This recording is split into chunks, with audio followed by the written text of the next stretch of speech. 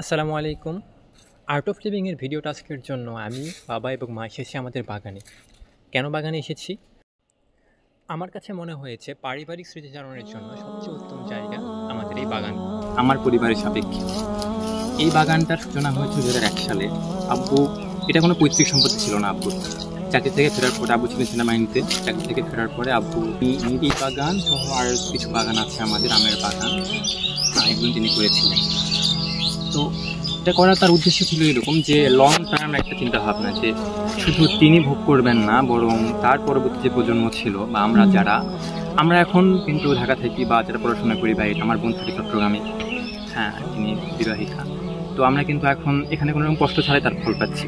তো আব্বু এই চিন্তা করি, ভবিষ্যৎ প্রজন্মের চিন্তা করি, তিনি মূলত তখন কষ্ট করেই বাগানগুলো করেছিলেন।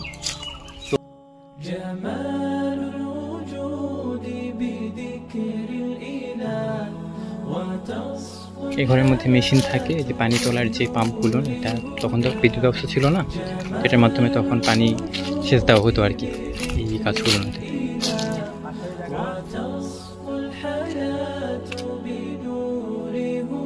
আম্রপালি গাছ যেগুলান বড়, এগুলান আগের, পরে নতুন করে লাগাইছি এখানে কয়েক প্রজাতি। এদিকে দেখা, এটা বাড়ি ফোর, ফলাফল ক্রস করো, দেখো আম, এই যে বাড়ি ফোর, আমের ফলনের দিকে এটা শ্রেষ্ঠ। এই যে এইগুলান বাড়ি ফোর আম, যেটা আমের ওজনে প্রতিটা আম 1 কেজি পর্যন্ত হয়, 700-800 গ্রাম। আর এই যে হচ্ছে 12 মাসি কাটিমন, যেটা অনেক দামি আম, কেজিতে প্রতি 300-400 টাকা দাম। এই কয়েক প্রজাতির পাশে একটু দূরে শুধু বাড়ি ফুলের বাগান আছে। এটা হচ্ছে বাড়ি ফোর। এটা ছোট একটা বাগান, কিন্তু এটা আমগুলো বেশ বড় বড় হয়, যে অলরেডি আমগুলো বড় হয়ে গিয়েছে। এখানে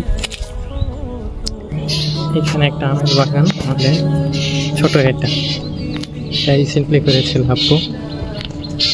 এটা একটু প্ল্যানিংটা খুব সুন্দর লাগে আমার।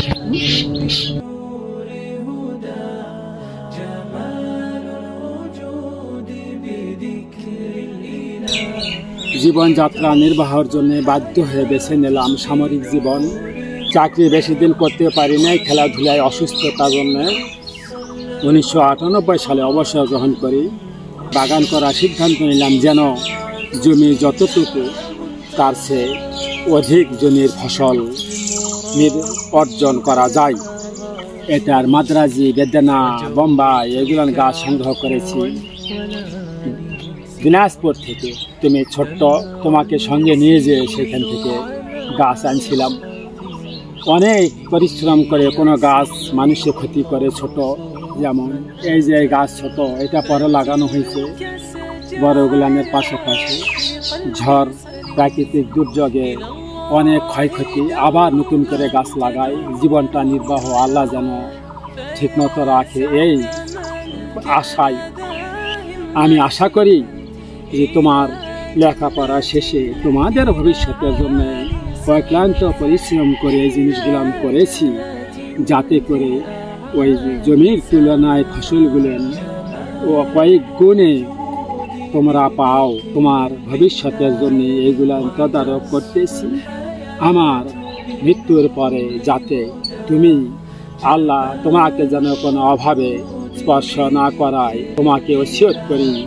আল্লাহ, ইমানের সাথে দিন যাপন করবা, কোনো দুর্নীতি আশেপাশে যাবে না।